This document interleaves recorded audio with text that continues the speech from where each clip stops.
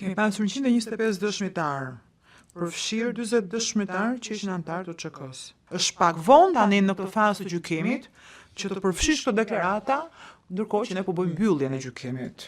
Deri javën e kaluar, prokuroria u mbështet në deklaratat e korrikut 1998, gjatë kohës që po bënin parashtrimet e tyre hyrëse, që për atëherë kemi pasur 125 dëshmitar, përfshirë 40 dëshmitar që ishin anëtar të ÇK-s.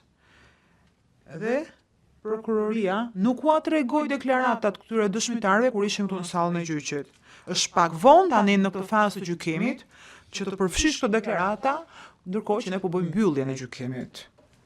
Për të gjetur lidhjen, prokuroria përdori një nga intervistat e korrikut 1998 me dëshmitarin 01493, kur i bëri pyetje këtij dëshmitari, që nuk ishte anëtar i UÇK-s dhe me ka thënë në mënyrë të vagullt në provën po në 1.5 faqja 9, se intervistën e ka parë më pas dhe më pas e ka shtuar në faqen 12 dhe ka thënë, për këtë intervistë kam dëgjuar më vonë.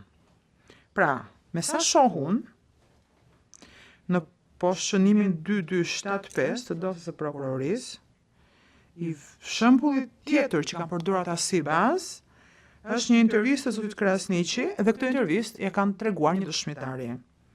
Bëhet fjalë për dëshmitarin 4393 dhe i treguan këtë dëshmitari provën për 1853. Dhe sigurisht, ky ishte një dëshmitar viktim që më njëherë u përgjigj dhe mund ta shikoni përgjigjen në transkript në faqen 22509 dhe tha që asnjëherë s'e kisha parë këtë intervistë deri në momentin që ma tregoi prokuroria. Pra këta dëshmitar nuk mund të vërtetojnë shpërndarjen e gjerë të deklaratave dhe duke mos qenë as anëtar të UÇK-s, nuk mund të vërtetojnë nëse këto deklarata kanë pasur një ndikim të konsiderueshëm në krimet përkatëse. Duke mos i treguar deklarata dëshmitarëve që lidhen me këto dëshmi, prokuroria nuk ka të drejtë të dalë me përfundimin se deklaratat janë shpërndarë në mënyrë të gjerë, se janë lexuar, se janë marrë masa në bazë të tyre apo që kanë kontribuar në mënyrë të konsiderueshme në kryerjen e krimeve.